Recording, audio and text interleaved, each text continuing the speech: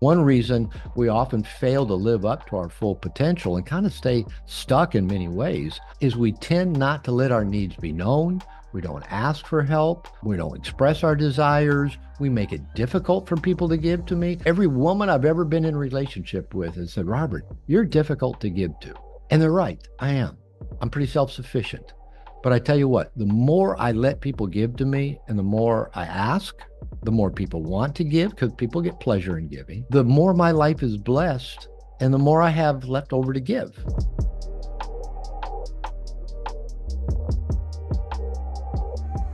What you were saying about, in early infancy, this was an adaptive response to circumstances that were far less than ideal. And then this then becomes part of the person's sort of behavioral repertoire, and they carry this for the rest of their lives. And it involves sort of becoming almost needless, or trying to make themselves almost needless, and or being very indirect about getting their needs met, like not ever expressing that I have needs, or I have these things that need to be addressed. That's very common in nice guys, and I still address that in myself. Men I work with, talk about it in the book. When I talk about the things nice guys hide, their needs and wants is really high up there, for various reasons. I've worked with so many nice guys, and I'll talk about making their needs a priority. And they usually get that deer in the headlight look of, oh no, that's terrible. I can't do that. That will make me selfish. That'll make me a bad person if I make me a priority or put my needs first. So they've internalized again an inaccurate belief that somehow them having needs is bad. It's going to lead to negative consequences. It may lead to a punishment. And oftentimes it can be from a number of reasons. It could be, one thing about I realized pretty early on about nice guys is that, we got this whole nurture nature debate that, has existed since we could examine ourselves, and it will continue to exist. Are we nice guys because we were born that way, or are we nice guys because we learned to be that way? And I often think it's of course some of both. Most things are. But a lot of the men I work with do have, I think naturally maybe easygoing temperaments. I think I've always had, I'm kind of my my mother has told any number of women that I've dated or had relationships with. My mother said Bobby never did like conflict. I don't know if that's her way of saying be nice to my son, but I'm thinking, yeah, who the hell likes conflict? I mean, I don't. I never have. I can't. Can we just have a rational discussion and talk about this and resolve the problem? But I seem to be attracted to people who like conflict. So apparently there's people out there who like conflict, right? I don't. That's my temperament. I'm just kind of like, let's talk about it. Let's figure it out. So I think even my natural temperament affected the way I internalized my life experiences as they were happening to me. I have three siblings, two are dead. And I think their temperaments affected how they interpreted, pretty similar circumstances in the same families. We grew up together. We're all pretty close age-wise and all very different. And my two siblings that are the most different from me are the two dead ones. And they were most like my father, who was also the most socially maladaptive person in the family. So I think inherent temperament does have something to do with this, how we internalize these events. So it may just be that there's some children come out, they're just not real needy. Other children pop out and they just seem to be needy all the time. And I don't want to use that word needy in a derogatory way. Some children just demand more. Other children don't. You can just watch babies as their natural temperament. So I think some nice guys just doesn't matter. Whatever you want to do, whatever you want to eat, wherever you want to go, I'm fine with that. So it's almost kind of like I don't have needs. We'll make your needs a priority. But for a lot of guys, having needs almost feels like a crime, a sin that they're going to be found out. They're going to get in trouble. They're going to get punished. They're going to get left. And that is the fear that a lot of nice guys have. I'll get in trouble. I'll get punished. I'll get hurt if I have needs. Part of that could have been conditioning in childhood, of the experience of when we had needs, of the painful experiences we had around that. Often, I think, is when a child gets old enough to perceive in his family that there are some extremely needy people. Maybe it's an alcoholic father. Maybe it's a depressed, narcissistic mother. Maybe it's a sibling with illnesses, or somebody had an accident, or something where their needs became the priority. That became, it might even be a sibling that just was acting out so much that all the family attention went to that. That was the biggest need. So this young child is internally inaccurately internalizing, oh, it's better if I don't have needs. It's better if I help everybody else get their needs first. Then maybe once their needs are met, then my needs will get met. Or I just won't have needs, so I will never be a moment's problem. I've heard so many nice guys say that. Yeah, I'm needless and wantless. I was never a moment's problem. Oh, my brother, my sister took up all the attention. Oh, my father was so needy, or my mother was so dependent and depressed. So they've internalized this belief having needs is bad. And it's a piece I've had to work on. I still work on it to this day. My father was needy and demanding, so I tried to be different from my father. I tried to be different from all those controlling men I heard women complain about, or all the men who only want one thing from women. Okay, I don't want to be like that. I want to be the nice guy. So my basic impulse is typically don't ask for help, don't let people help me. If they do help me, I feel kind of uncomfortable, awkward, maybe indebted, even bad, right? And so that's been a big thing. Even learning how to delegate. I mean, I run two different companies, and I've got employees, and that's been the hardest thing for me to learn how to do is to tell people to do things. And I used to, can you do this? No, it's their job. I can just say, hey, take care of this, by this time or when you get a chance. So even learning to delegate responsibility to people I pay has been a learning experience. Now, I'm not uncommon when it comes to nice guys. That's one reason we often fail to live up to our full potential and kind of stay stuck in many ways, is we tend not to let our needs be known. We don't ask for help.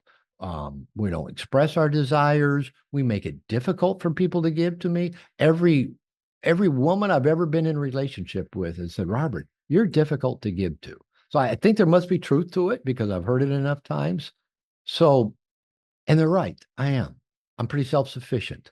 But I tell you what, the more I let people give to me and the more I ask, the more people want to give because people get pleasure in giving, the more my life is blessed and the more I have left over to give. So it's kind of an interesting paradox for nice guys to grasp that if you actually let people give to you, fill your bucket, you actually have more to give to other people rather than you giving all the time from an empty bucket because you're not getting your basic needs, wants, and desires met. So this is a real core piece. And if you want to, we can dive into the concept of covert contracts that I talk about in No More Mr. Nice Guy, of how nice guys do indirectly try to go about getting their needs met.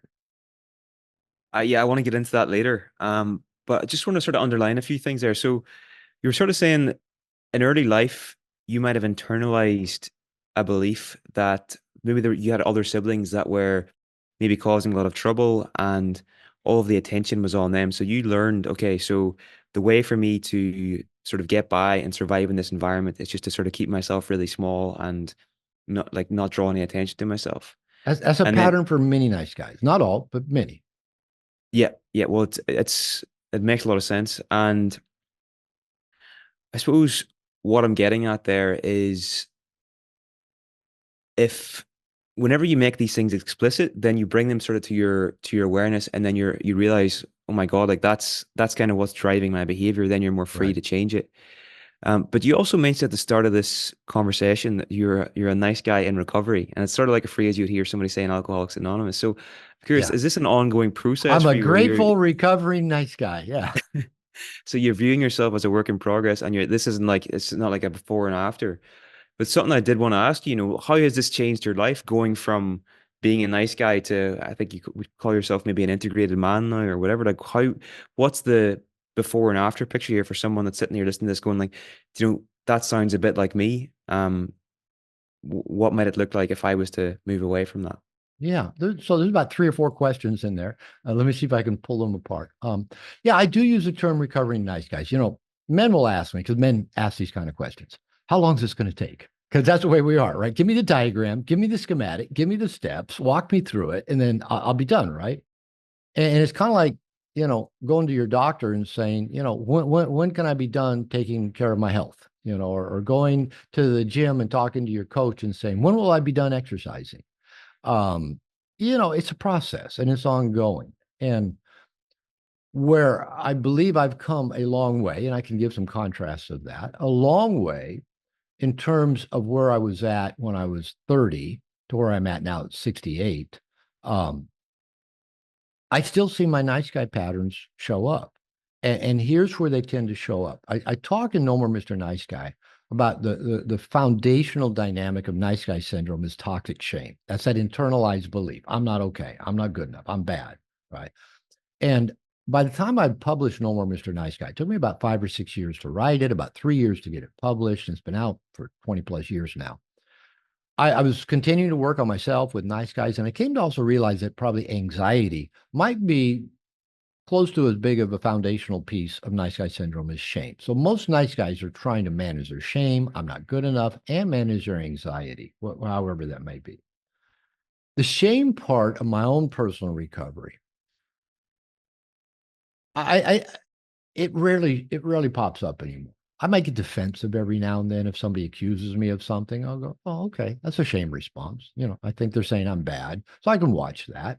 Um, I've actually watched it come up. It's kind of funny. I was on an interview yesterday, and I noticed about a third into the interview, I kind of felt the urge to go to the bathroom. And I felt shame about that. Like, oh, I just need to hold it and get through. And I watched myself going, that's weird to have a little bit of shame that I have to go to the bathroom. And I made it through the interview without having to go to the bathroom. But it was kind of entertaining to watch that. But my shame doesn't usually um, show up all that much in my personal relationships or life. My anxiety still does. It will still show up in the relationship with my wife. She'll get a look on her face and she'll kind of body language and she'll maybe get withdrawn, a little rigid. If I'm close to her, she'll get kind of quiet. And I just have this anxiety that runs through my nervous system. Like it feels like I'm gonna die. Okay, here's this short little Mexican woman that I didn't even know 10 years ago, right? I love her dearly. I'm grateful she's in my life. But if I put it in perspective, if this, woman had gotten that look on her face, before I was in a relationship with her, would it make me feel like I was going to die? No.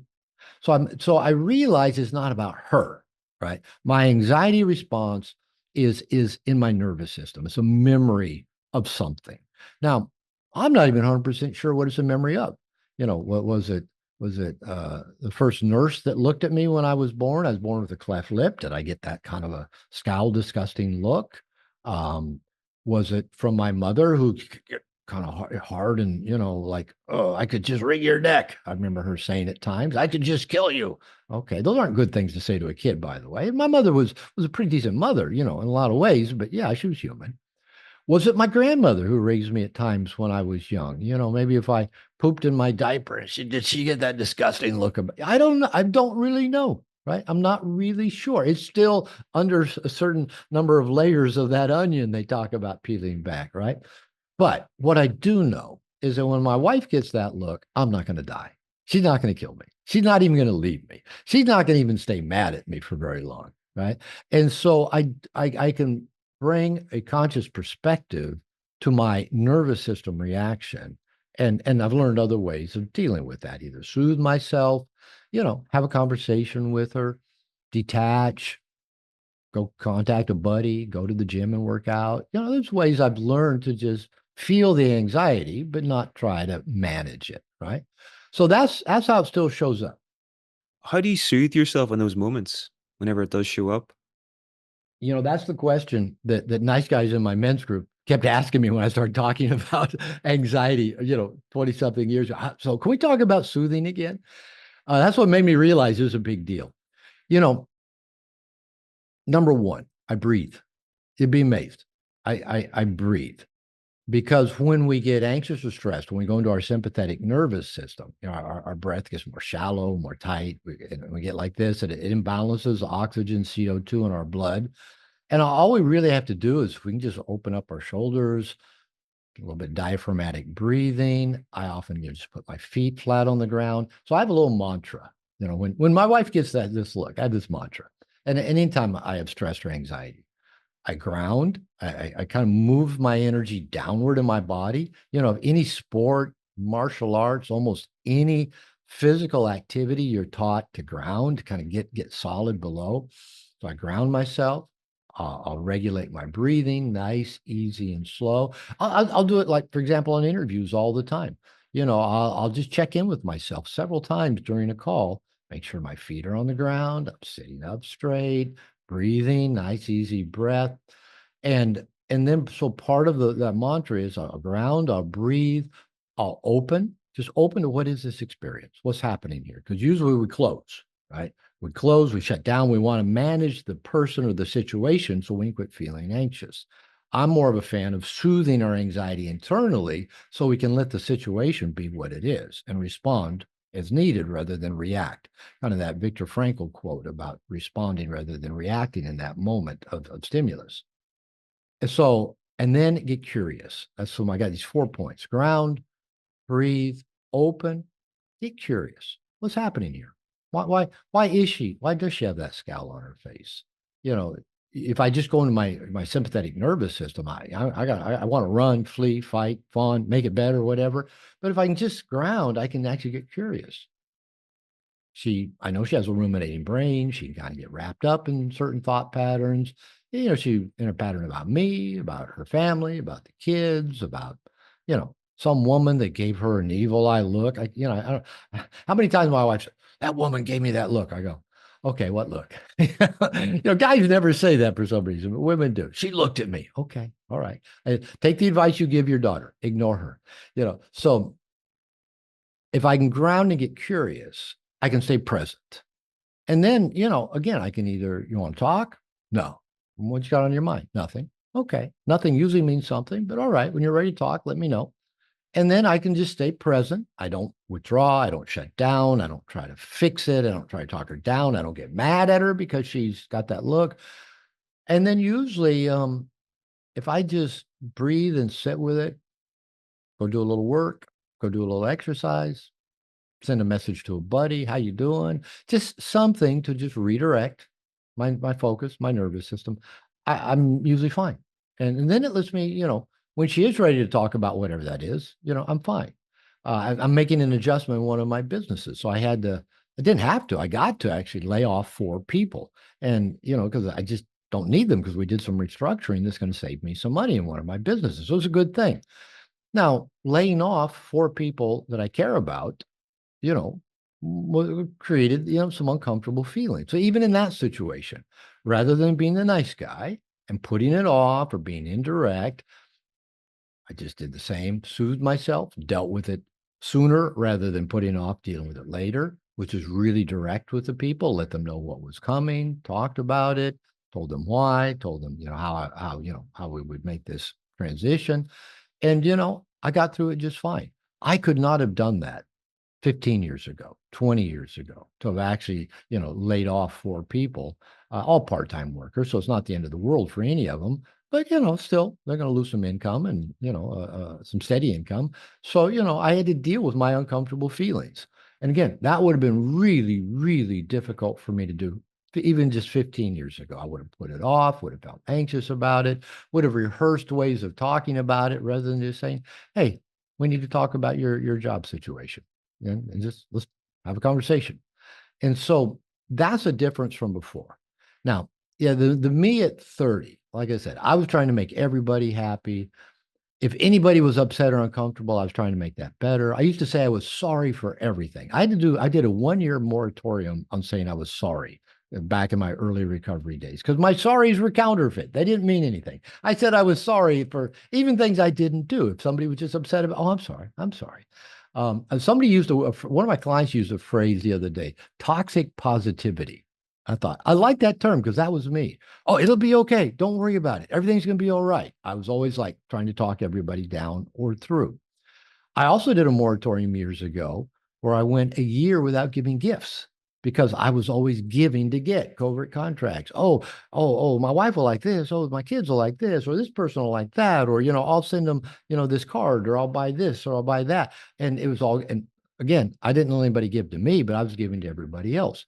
And it had strings attached, which was mainly approval, or you'll read my mind and give to me. Even though I'm going to make it really hard for you to give to me, you should. So I've gone through various, stages of making those change. Another really big change was learning to be honest. Nice guys, you'd think a nice guy would be pretty truthful and authentic and transparent.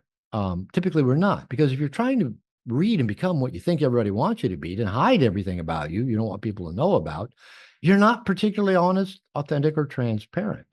So nobody could believe really anything I said, pretty much everything I said. I mean, I didn't like make up big, bold lies like to impress people or stuff like that.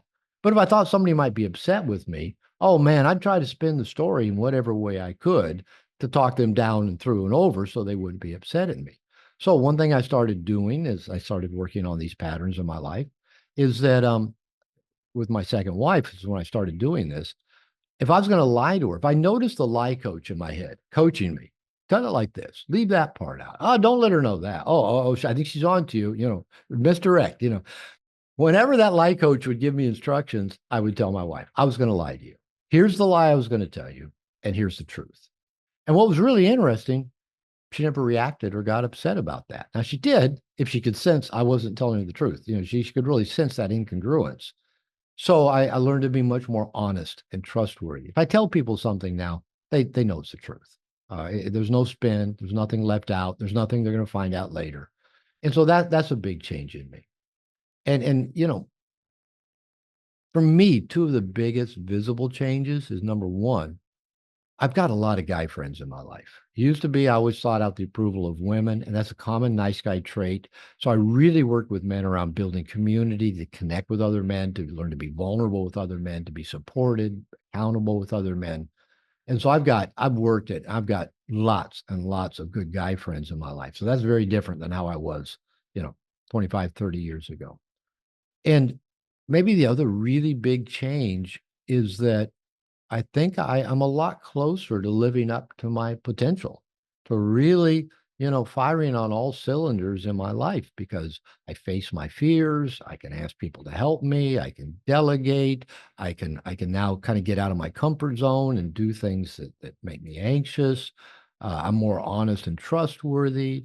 I say yes to more situations rather than kind of thinking them over forever, over researching them, talking to everybody about it. If a door opens and I think that's a door that needs to be walked through, I walk through it now. Used to be I didn't.